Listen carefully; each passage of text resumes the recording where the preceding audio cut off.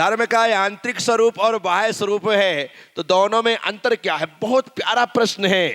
बाहर की जितनी क्रियाएं हैं वो धर्म का बाह्य स्वरूप है, और अंतरंग की जितनी क्रियाएं हैं वो धर्म का अंतरंग स्वरूप है। मैं अपने क्रोध, मान, माया, लोभ, राग, द्वेष आदि को जब भीतर से बाहर करता हूं तो उसे बाहर करने वाला मेरा आंतरिक धर्म ही है। तो कौन सा धर्म है? समता। कौन सा है? जो समता है वो समता भाव, समता परिणाम ही मेरे भीतर की कसायों के, मेरे भीतर के राग द्वेष को खत्म कर सकते हैं।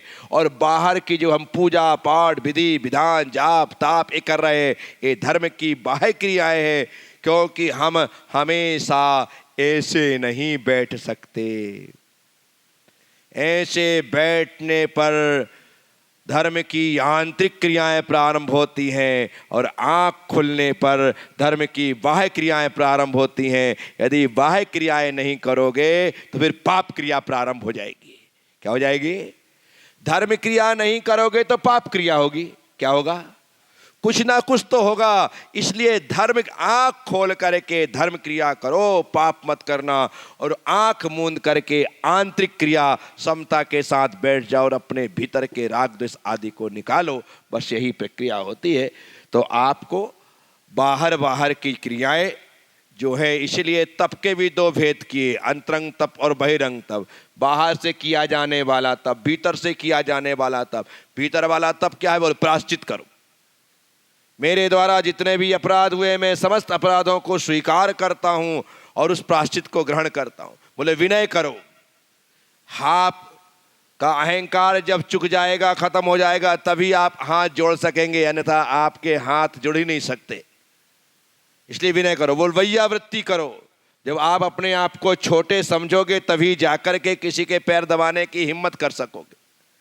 फिर कहते हैं स्वाध्याय करो। ग्रंथों को खोलना एक बात है, बोले अपनी आत्मा का अध्ययन करो। बोले कैसे अध्ययन करना है? बोले दिन भर में तूने कितने पाप किए, कितने पुण्य किए, कितना अच्छा किया, कितना बुरा किया, ये सब हिसाब किताब लगाओ। बोले हे स्वाध्याय, स्वस्य आत्मानम अध्ययनमिति स्वाध्याय। अपनी आत्मा का अध्ययन ही स्वाध्याय है। बोले ये कर। बोले ध्यान करो। क्या कहते? जब आपने अपने आप को देखना प्रारंभ कर दिया अध्ययन, तो ध्यान करो, अपने और खोजा भीतर ही भीतर। उसके बाद कहते हैं विसर्ग, सब प्रकार के जितने आदि कायोसर्ग करो। क्या कहते हैं? काय।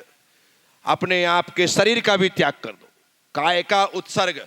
ऐसे बैठ गए कि अब मक्खी मच्छर तो छोड़ो, शेर और चीते भी आकर के शरीर के चिथड़े चिथड़े कर दे तो भी वह काय उत्सर्ग करने वाला विचलित नहीं होगा, क्योंकि उसने कर दिया है। तो ये सब प्रकार की प्रक्रियाएं हैं। तो जो अंदर के कसायों को बाहर करे वो धर्म की आंतरिक क्रिया है, और जो बाहर के पापों से बचाए वो धर्म की बाह्य क्रिया है। बोले महावीर भगवान की